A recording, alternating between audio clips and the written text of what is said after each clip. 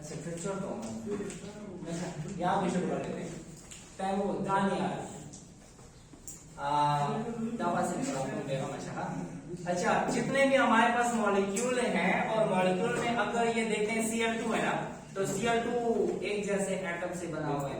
Usually जितने भी होमो atomic molecule होते हैं उसमें होमोलैटिक फिजन होती है, क्योंकि इस बॉन्ड में दोनों की अट्रैक्शन सेम है। इसको जब भी तोड़ा जाता है यूजुअली दरमियान से टूटता है। कभी कभी हेट्रोलैटिक फिजन भी हो जाती है, वो हम बाद में पढ़ेंगे। अच्छा इंशाल्लाह ये बेंजीन वाले टॉपिक में आएगा।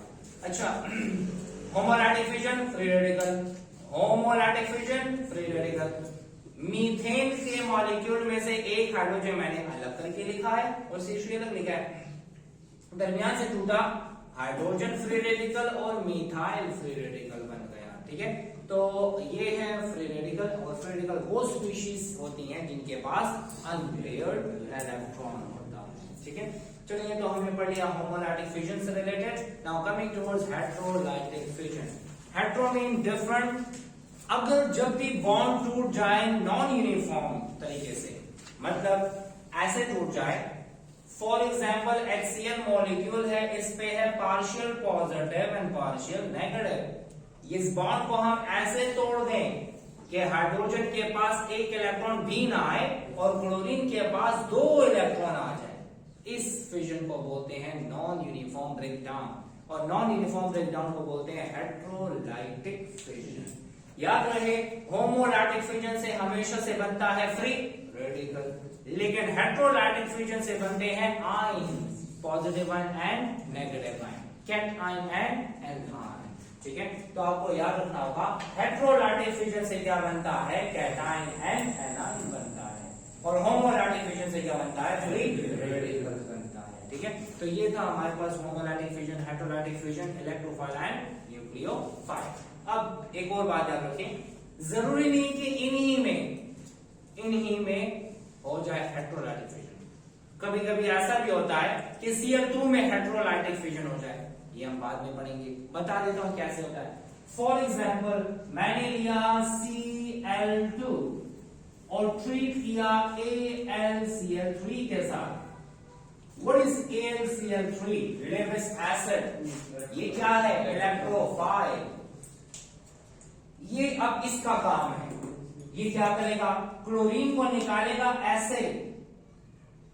कैसे निकाला, एक इलेक्ट्रॉन इसके अपने वाला है, दूसरे इलेक्ट्रॉन इसके वाला है, वो इसको ऐसे निकाल के अपने साथ कंबाइन कर देता है, तो क्या बना देगा, AlCl4 बना देगा। तो ये बन जाएगा क्या, AlCl4 माइनस। अब क्लोरीन पे कौन सा चार्ज आएगा, पॉजिटिव। इसका मतलब ये हुआ कि होमो एटॉमिक मॉलिक्यूल में भी हेट्रोलाइटिक फिजन पॉसिबल है। ये आप कभी भी ना सोचें कि हमेशा से होमोलैटिक फिजन होमो एटॉमिक मॉलिक्यूल में होगी। हेट्रोलैटिक फिजन भी हो सकती है होमो एटॉमिक मॉलिक्यूल में, डिपेंड करता है कि हम किसके साथ ट्रीट कर रहे हैं। अगर हमने अल्ट्रावायलेट रेडिएशन के साथ ट्रीट किया तो होमोलाइसिस होगी, लेकिन लेविस एसिड के साथ ट्रीट किया तो हेट्रोलाइसिस हो जाएगी। तो ये हमारे पास हेट्रोलाइटिक फिजन। ठीक है, तो कभी भी माइंड में ये ना ले गए कि होमो एटॉमिक मॉलिक्यूल में होमोलैटिक फिजन होगी और हेट्रो एटॉमिक मॉलिक्यूल में हेट्रोलाइटिक फिजन होगी।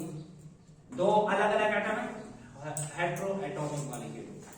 इसमें होमोलाइसिस भी हो सकती है, इनमें क्या हो सकती है, होमोलाइसिस, इनमें हेट्रोलाइसिस भी हो सकती है। क्लोरीन मॉलिक्यूल में होमोलाइसिस भी हुई और हेट्रोलाइसिस भी हुई। तो किसी भी मॉलिक्यूल में होमोलैटिक फिजन, किसी भी मॉलिक्यूल में हेट्रोलाइटिक फिजन, दोनों पॉसिबल होती हैं। ठीक है तनवीर, क्लियर। अब आते हैं रिएक्टिविटी ऑफ एल्केन्स की तरफ। बहुत ज्यादा इंपॉर्टेंट है, अक्सर लॉन्ग क्वेश्चन में आता है, तो इसको जरा गौर से देखें।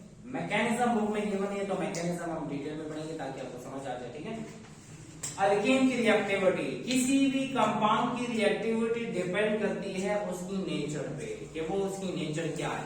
आया उसके ऊपर पॉजिटिव चार्ज है या उसमें नेगेटिव चार्ज है या कोई चार्ज नहीं है। फॉर एग्जाम्पल अगर हम अल्केन की बात करते हैं तो अल्केन में ले लेते हैं मीथेन। मीथेन है CH4, याद रहे कार्बन हाइड्रोजन बॉन्ड्स क्या है, नॉन पोलर है। जब नॉन पोलर है इनके ऊपर कोई भी पॉजिटिव नेगेटिव चार्ज नहीं है। अगर इस पे होगा पॉजिटिव चार्ज तो अटैक करने वाला होगा न्यूक्लियोफाइल, अगर इस पे होगा नेगेटिव चार्ज तो अटैक करने वाला होगा इलेक्ट्रोफाइल। तो इसका मतलब ये है अल्केन के ऊपर कोई भी चार्ज नहीं है। जब कोई भी चार्ज नहीं है तो ना इलेक्ट्रोफाइल अटैक करेगा और ना न्यूक्लियोफाइल अटैक करेगा। It means that alkane can not be attacked by any electrophile और न्यूक्लियोफाइल। फॉर एग्जाम्पल अगर हमारे पास एक कंपाउंड है alkyl halide CX, partial positive partial negative, इस पे कौन सा चार्ज है, पॉजिटिव, अटैक करेगा कौन, नेगेटिव। नेगेटिव किस पे होता है, nucleophile.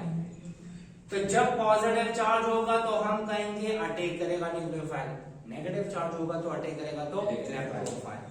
Alkenes are non-polar, they cannot be attacked by electrophile and nucleophile. That's why it can undergo radical substitution reaction. याद रहे जितने भी सैचुरेटेड कंपाउंड है, सैचुरेटेड का मतलब सिंगल बॉन्ड, जब भी सिंगली बॉन्डेड मॉलिक्यूल होगा उसमें कभी भी एडिशन नहीं होगी, हमेशा से होगी क्या, सब्स्टिट्यूशन। एक आएगा दूसरा जाएगा। सब्स्टिट्यूशन करने वाला कौन होगा, फ्री रेडिकल। तो याद रहे अल्केन के कैरेक्टरिस्टिक रिएक्शन है रेडिकल सब्स्टिट्यूशन रिएक्शन। मैंने लिखा हुआ है अल्केन्स नॉन पोलर मॉलिक्यूल होते हैं, इसी वजह से उन पे इलेक्ट्रोफाइल न्यूक्लियोफाइल अटैक नहीं कर सकता। ये सैचुरेटेड हाइड्रोकार्बन है तो सैचुरेटेड हाइड्रोकार्बन में एडिशन नहीं होती, तो फिर क्या होगा, रेडिकल आएगा और रिप्लेसमेंट करेगा, रेडिकल सब्स्टिट्यूशन रिएक्शन।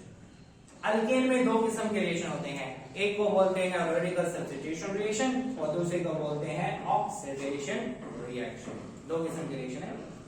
अब एक और बात याद रखिए कि रेडिकल सब्स्टिट्यूशन रिएक्शन अल्केन के कैरेक्टरिस्टिक रिएक्शन है। अगर पूछा जाए एमसीक्यू में आ जाए अल्केन कौन से रिएक्शन करता है, तो दोनों करता है, रेडिकल सब्स्टिट्यूशन भी करता है और ऑक्सीडेशन भी करता है। लेकिन कैरेक्टरिस्टिक रिएक्शन कौन से है, radical substitution reaction. Alkane usually undergoes which reaction, both, mostly undergoes radical substitution reaction. तो ये यूजुअली और मोस्टली में फर्क है, ठीक है। अब आते हैं इसकी तरफ रेडिकल सब्स्टिट्यूशन की तरफ, तनवीर और दानियाल।